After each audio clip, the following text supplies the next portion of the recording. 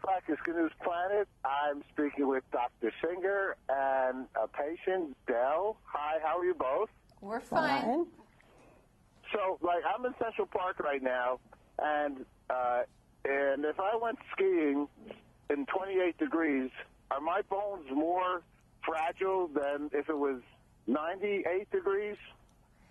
So it's not so much that your bone fragility changes depending on the temperature, but if you are someone, particularly a postmenopausal woman, who is at high risk for breaking her bones, then being in cold weather with the hazards of inclement weather and snow or ice or rain, that can increase your risk for falls and therefore your risk for breaking your bones.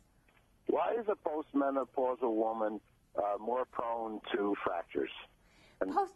Postmenopausal women tend to be more prone to fractures. It has to do with increasing age. It has to do with decreasing levels of estrogen, which tend to be protective for bone, and other factors which may have to do with calcium and vitamin D intake, their diet, whether or not they exercise. There are a number of factors that put them at increased risk for breaking their bones. Now, how about postmenopausal men? So osteoporosis certainly can affect men. Seriously, older men. Well, osteoporosis certainly can affect older men, but the group that's at greatest risk in this country really are postmenopausal women. By sheer number, they are at greater risk. Because they're more fragile, their bones? Postmenopausal women tend to be smaller built, have smaller bones. They tend to not have as high a peak bone density when they reach that greatest density or strength of their bones. And then because they lose estrogen, which men don't really have menopause in quite the same way, that's why this tends to be a little bit more of a woman's disease. Okay. All right, I got that cleared. Dell, you're a patient. Are you postmenopausal? They certainly are. I've broken two of them.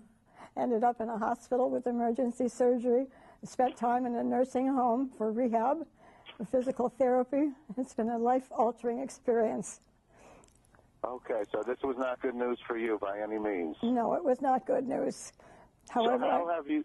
First of all, thank you very much for coming out and speaking about your own personal situation. I'm sure many people can learn from you. So what do you suggest for people to do in this regard? I would suggest people listen to their doctor and take it seriously. I did not the first time. When Dr. Singer mentioned to me that I was had osteoporosis, and though I was taking medication at the time, I still fell and broke a bone and ended up at the emergency surgery. And the physical had to go through physical therapy. I would suggest that women listen to their doctor and do whatever they can, like taking calcium and vitamin D and medications that are prescribed. Do you have osteoporosis in other parts of your body as well? I think I have it all over. Doctor, is that common? Do people not only have it, say, hips and so on? Is it something that goes throughout the body in different places? Osteoporosis is really a systemic disease, meaning that it can affect all bones in all parts of the body. And Dell and I have really worked together to try to reduce her risk for breaking bones in the future by talking about calcium and vitamin D, her diet, working on physical therapy and exercise. And in her case, she's also currently taking a medication called Prolia that was approved earlier this year and is meant for postmenopausal women who are at high risk for fracture. It's a shot given under the skin by a doctor twice a year, and it really was a good choice for her because she was at high risk because she had broken two bones, she's thin, and she has a history of smoking. If women are interested in Prolia, what they do need to know is that it's not right for everyone. There are serious side effects that may include low calcium levels in the blood, serious infections, skin problems, and jawbone problems. So they should talk to their doctor or healthcare provider to figure out what's best for them. Well, what does it do to osteoporosis in the body? What is the reason to take it? So Prolia reduces the risk of having broken bones or fractures. It's been shown to reduce fractures at multiple bones in the body, and that's really the main reason to take it. Does it strengthen the bones, and that's the reason why it reduces the risk? Many of the medications we have, including Prolia, strengthen the bones a little bit, but the main way that they work is to reduce bone breakdown and therefore keep the levels or the strength of the bone steady and decrease the risk for fracture. So it keeps it at bay, basically. Correct. Okay, well, that's good news. So Dell, what's going on now? You living a full functioning life, or you're going day by day here? I would say more day by day. Okay, but you're still able to do some good things. You're happy. Is everything else good in your life? Well, yes, it's quite fine. I'm going through just learning how to walk again after having broken the left tibia and the left leg. So that's what do you say to yourself as you're going through rehabilitation? This too shall pass. Okay, well, that's very. As you have your strength, I think I put a quote up on Christopher Reeve yesterday. He had, if you knew who he had fallen, was the actor and hurt himself, but he had a lot of strength in his character, and just you can't be a quitter, right? Wouldn't you agree to that, Dell? We do agree with it. That most definitely can't quit. All right. Well, and you're proving it by coming out and doing an interview. That's part of it. Doctor, how much does mental have to do with the whole healing process? I think about 90%.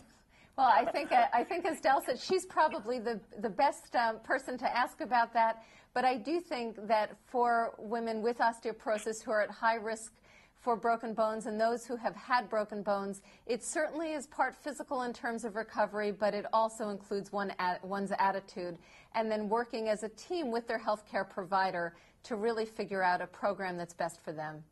Doctor, let me ask you a question. I mean, why wouldn't somebody take this before they break something? Well, so certainly medications can be used before someone actually has a broken bone. That would be the better case scenario so that we can prevent broken bones. Unfortunately, osteoporosis still tends to be under-recognized and underdiagnosed and therefore undertreated. So part of the message we would like to get out today is that osteoporosis in postmenopausal women, especially those at high risk for breaking their bones, is a significant problem. And we'd like women to speak to their healthcare provider about figuring out what their risk is. And you're right, to treat things before they happen. Well, why do you say, I don't know if we have a quick second, why do you say under-recognized and under-understood? Does that mean that women are not going to the doctor and getting their bone density masks checked? Well, I think that osteoporosis is to some degree under-recognized because women are not always getting bone density tests or discussing clinical risk factors with their healthcare provider, so that in some situations it's not diagnosed as readily, and a broken bone may be the first sign that somebody has that they have osteoporosis. Because you hear with all, like, the older people that are breaking their, women are breaking their hips and there's this and that. So they should get checked before. I think, is that good news? I agree with you. Women should be checked for osteoporosis as early as they can be when it's appropriate so that the correct treatment plan and intervention can be taken before they've broken bones and had the experiences that Dell has had. Last quick question. Dell, what's good news for you? Good news is being able to cope with daily living. Okay, and thank you once again for coming out and being so brave. And doctor, what's good news for you? Good news is that I'm able to work with patients like Dell and that we have medications and appropriate treatments for osteoporosis to reduce the risk of breaking bones. Okay, great. Thank you both very much. Happy holiday season to you both. Thank you. Same to you. You too. Bye-bye. Bye-bye.